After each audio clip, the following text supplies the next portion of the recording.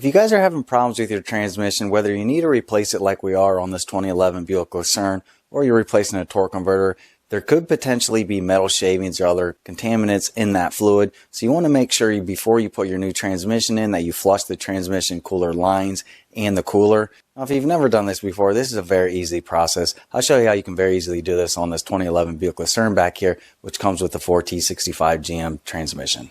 A few things that you're going to need. First, you're going to need to get a transmission cooler line flush, and this Lubegard is the one I've used for a lot of years and I really like it, and also some compressed air.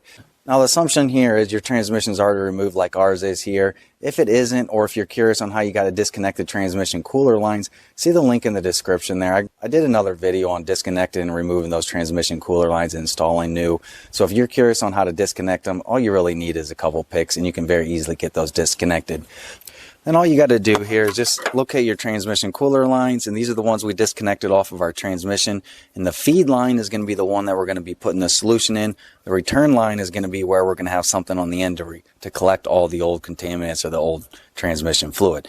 Now, theoretically, you could use either side, but it's best to follow the same process on how the transmission's cycling that fluid through there. So we're going to be using the feed line on this car here. If you're curious on which is the feed or the return line on your vehicle, a couple Google searches out there and I'm sure you'll be able to find it. But if you're not able to, you can always just do both. Do half the can on the one side and half the other. But because we know which one's our feed line, we're going to be putting it in our feed line here on this one. First thing we're going to do, we're going to first put some compressed air in there to get all that old fluid out. I'm just going to be using this little M12 Milwaukee inflator, and it has a little attachment there that should fit in the end of there perfectly. Now you're going to want to make sure you kind of hold this on there tight, because once you get this air going through there, you'll see that it'll have a tendency to blow this stuff all over the place. And make sure you have something else down here to collect the old fluid.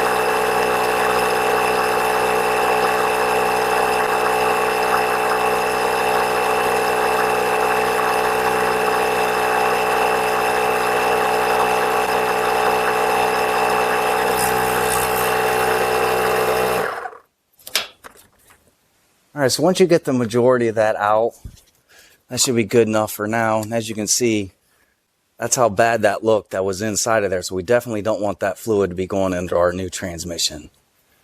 Now we're ready to use our cooler flush. Typically what I do on this step is I'll use this up top here, and then I'll leave the return on the bottom down there, just so we're not trying to push fluid up. We're just essentially pushing it down, then it should come out.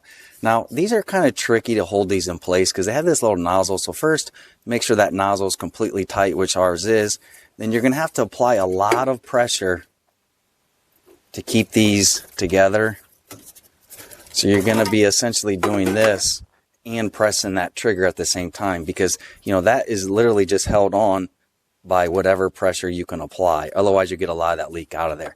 And typically what you'll see is initially the old fluid will come out, eventually it'll be clear, and that's when you know you got all of the old transmission fluid out.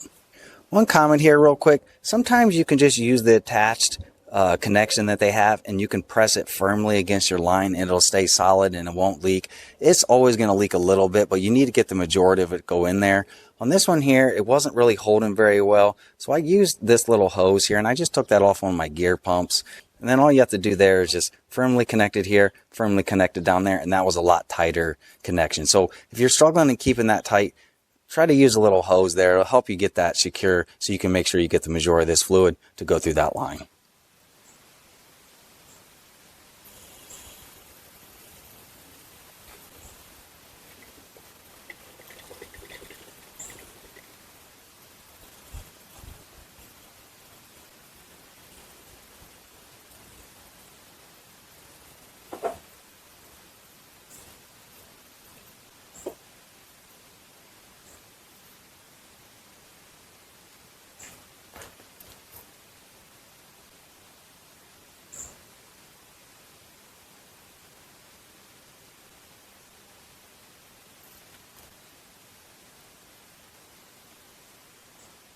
Alright, so it does look like we got a lot more out of there, and it was hard to tell, but it was starting to become clear because there was so much foam in there, and you're going to get that when you're doing this. That's completely normal, but we'll just do it here a little bit more, and we'll see if I can show you there that it's coming out clear.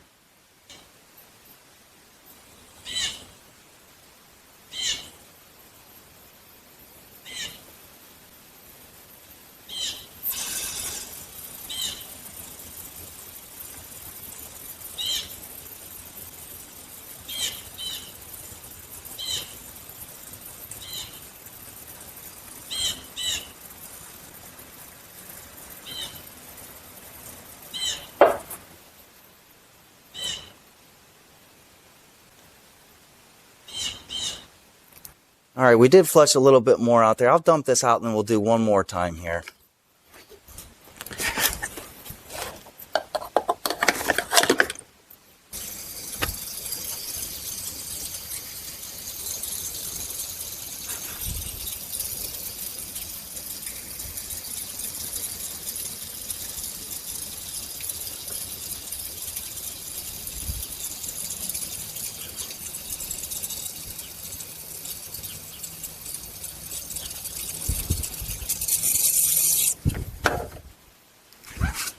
Alright, so then that should be good. As we can see there, our fluid looks a lot better. Yeah, and it's going to be a little bit colored like that because our container was still dirty inside there. But that should be good there. So then the last thing we'll do here, we'll take our compressed air and we'll blow that out a little bit more.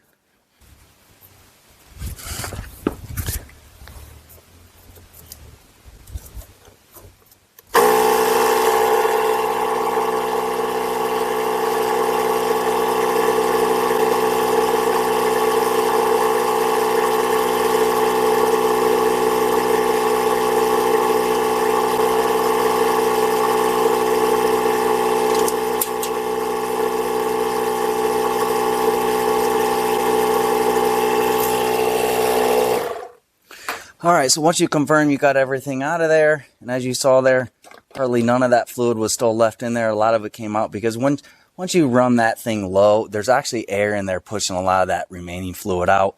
But I still always like to use my compressor here to do one final thing, get the remaining amount of that fluid out.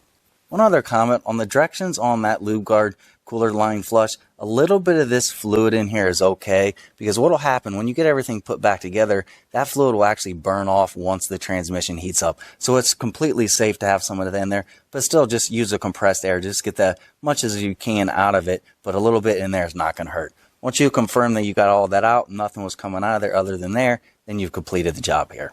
Alright, well hopefully this video helped you out if you're curious on what you got to do to flush the cooler lines and the cooler. As you saw there in this video, this is a very easy process you can do at home with some very simple tools here. There's no reason to pay a shop to do this when you can very easily do this yourself at home. If you're interested in learning more about this 2011 Buick Lucerne or curious on what we have going on back here, where we have the transmission out, we have the subframe removed as well. We did a video on the removal. We'll also do another video on the install to make sure, I'll show you guys how to put this back together the correct way. If you're interested in learning more about that, see some of the links in the description. But I hope this video helped you out if you're curious on what you got to do with this cooler lines and the cooler to get this flushed, to make sure you're prepping this correctly before you put your new transmission in. Hopefully this video helped you out. If it did, please give me the thumbs up. If you're interested in more content like this, please hit that subscribe. But again, I hope this helped you out. Thanks for watching.